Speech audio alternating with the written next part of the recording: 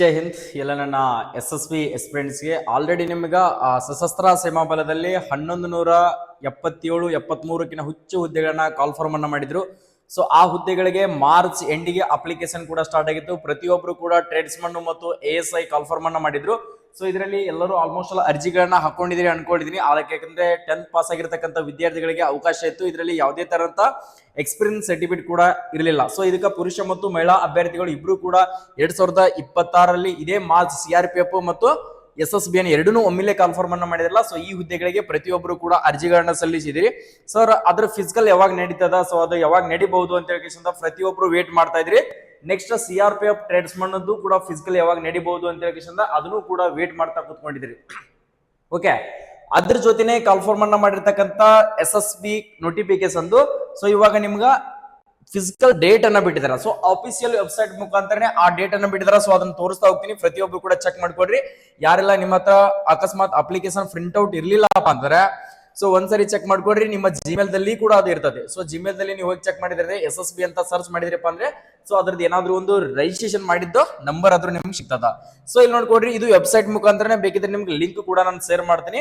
So ಇಲ್ಲಿ ಕೊಟ್ಟಿದ್ದಾರೆ ನೋಡ್ಕೊಡ್ರಿ, ಏನೇನಪ್ಪಾ ಅಂದ್ರೆ SSB PET PST CT ಅಂದ್ರೆ ಅದರಲ್ಲಿ ಕಾನ್ಸ್ಟೇಬಲ್ ಮತ್ತು SI ಎರಡನ್ನೂ ಕೂಡ ಕಾಲ್ಫಾರ್ಮ್ ಅನ್ನ ಮಾಡಿದ್ರು.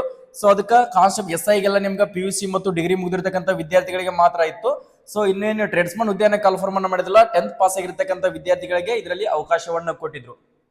ಓಕೆ, ಸೊ ಇಲ್ಲಿ ನೋಡ್ಕೋಬಹುದು, ಇದರಲ್ಲಿ ಟ್ರೇಡ್ಸ್ಮನ್ ದಲ್ಲಿ ಏನೇನೆಲ್ಲ ಯಾವೆಲ್ಲ ವೇಕೆನ್ಸಿಗಳನ್ನ ಕಾಲ್ಫಾರ್ಮ್ ಅನ್ನ ಮಾಡಿದ್ರು ಅಂದ್ರೆ ಸೊ ವೆಟರ್ನರಿ ಕಾಲ್ಫಾರ್ಮ್ ಮಾಡಿದ್ರು, driver, next gardener, water carrier, cobbler, tailor, washermen, barber ಮತ್ತು waiter, carpenter, nursing orderly.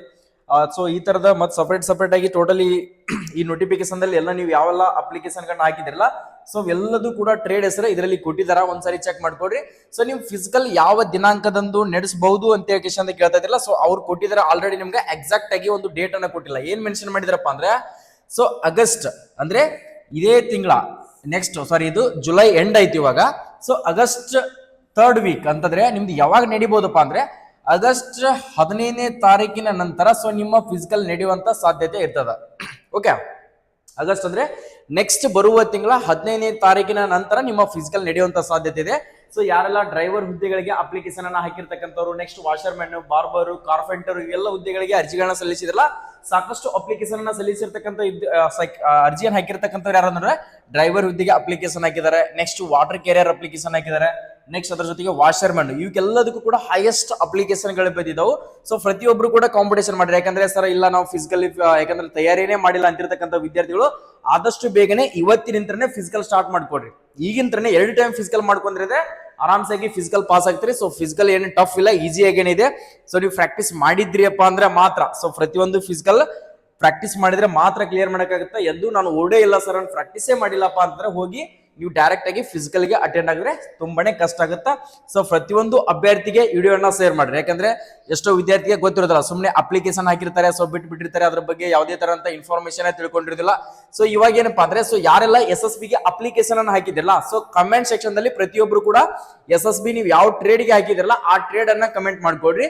Next ವಿಡಿಯೋದಲ್ಲಿ ನಿಮ್ಗೆ ಇದಕ್ಕೆ ಫಿಸಿಕಲ್ ಏನೇನಿದೆ, ಸೊ ಯಾವ ಟ್ರೇಡ್ ಗೆ ಏನ್ ಟೆಸ್ಟ್ ಅನ್ನ ಕೇಳ್ತಾರೆ, ಸೊ ಎಷ್ಟು ರನ್ನಿಂಗ್ ಅನ್ನ ಓಡಬೇಕು, ಎಷ್ಟು ಟೈಮಿಂಗ್ ದಲ್ಲಿ ಓಡಬೇಕು, ಹೈಟ್ ಎಷ್ಟಿದೆ, ನೆಕ್ಸ್ಟ್ ಇದಕ್ಕೆ ಚೆಸ್ಟ್ ಎಷ್ಟು ಬೇಕಾಗುತ್ತಾ, ವೇಟ್ ಎಷ್ಟು ಬೇಕಾಗುತ್ತಾ, ಸೊ ಪ್ರತಿಯೊಂದು ಇದ್ರ ಬಗ್ಗೆ ವಿಡಿಯೋನ ಮಾಡಿ ಹಾಕ್ತೀನಿ ನಿಮ್ಗೆ.